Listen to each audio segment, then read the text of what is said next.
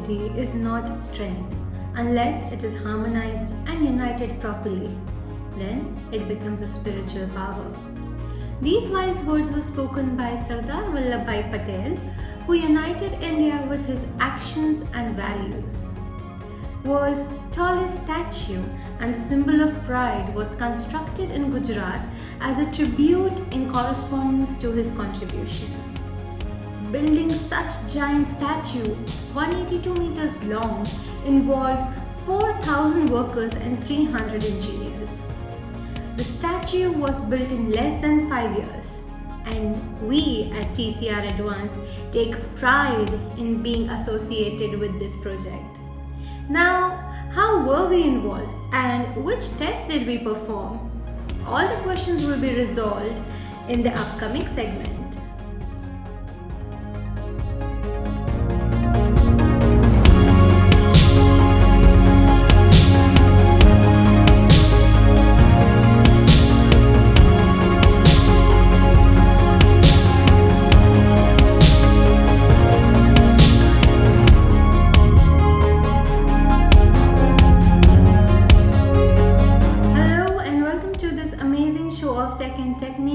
Where we discuss about industrial engineering, safety procedures, latest technologies and techniques for industrial asset management as well as maintenance.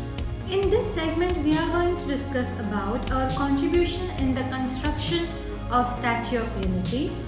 There were various chemical and mechanical testings performed, and these tests were certified by TCR Advance as a proof of components authenticity. Today we have Mr. Kamlesh Rana with us on the show, who is an expert in mechanical testing at TCR. Welcome, sir. Thank you. So, sir, when the construction of statue was going on, which were the major components that came for testing? Basically, three types of tests we have done it. In structural steel, nut and bolt testing. In welding is the PQR testing, and third one is a branch sheet where we have done PMI test to check the chemical elements on the spot. PMI is you can check the elements on the spot, no need to go for laboratories. So we have gone through site, day and night walk and done this test. Now, sir, as you said that there were nuts and bolts and there were structural components, so I guess there were many components and many tests like PMI and PQR were done.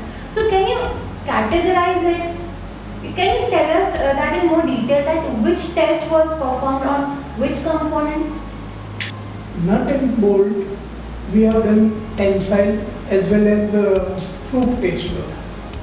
You can do the proof test load on nut also as well as the bolt also. But tensile is a common thing. You can do in PQR also and in structural. In structural steel, channel, angles, rods, seats, we have done bend test for that, tensile test for that, and chemical analysis for that. And third one is the welding. To approve their welding, we have done PQR testing. PQR testing also a bend test and tensile test. But there is a lot of 2-3 specifications. The specification is given by them. Accordingly, we have done this test. Alright. Does it mean that they gave that they gave you some chart or something in which the components that they wanted to use, it should be carrying such type of chemicals or such type of strength? Was it like that? Yes, it's like that only, because they follow the international standard. Like welding, they follow the ASME section 9. Then for structural steel IS 2062, but they added their specific requirement for that. Suppose I give you example in chemical analysis, they give the carbon percentage specification says this requires certain level to certain level, but they added their specific stringent requirement. Suppose 0.25 carbon, 0.025 carbon to 0.2 carbon, they restrict to 0.01 to 0.050, 0.50. And it was very Yeah, specific it was over the. very stringent requirement. Alright.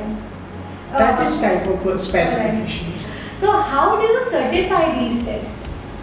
According to that specification, if it is meeting the requirement, when we do this test, the certain parameters, and according to our test methods, as well as we follow the international test methods like 370 and IS 1608, accordingly we done the test and what result we got. If it is meeting with their specification and international standards, then we certify it and give the whether it is passed or not.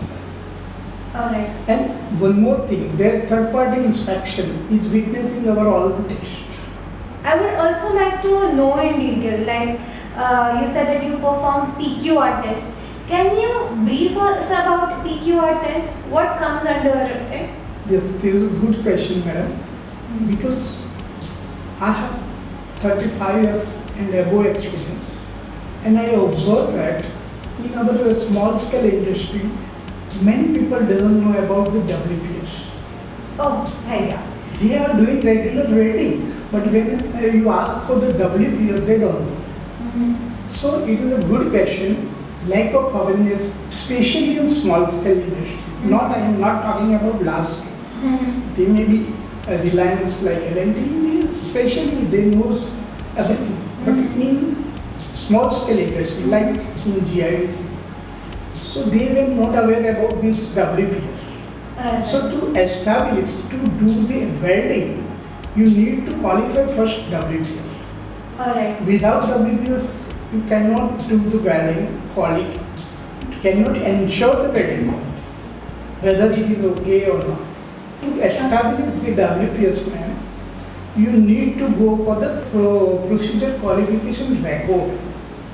Certain mandatory, non-mandatory, supplementary data you are collecting from these coupons. And then you have to send to that coupon to laboratory for certain testing as per specification as well as per customer requirements. If it is passed, if it is all parameters, you done welding, right? Now all parameters are within the limits or according to sections, specifications. And if it is passed, then all records should be transferred to WPS.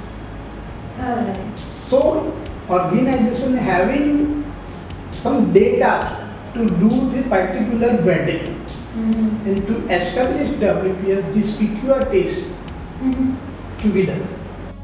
PQR test involve many tests. Not you are talking about these 3 tests. Not I am saying no.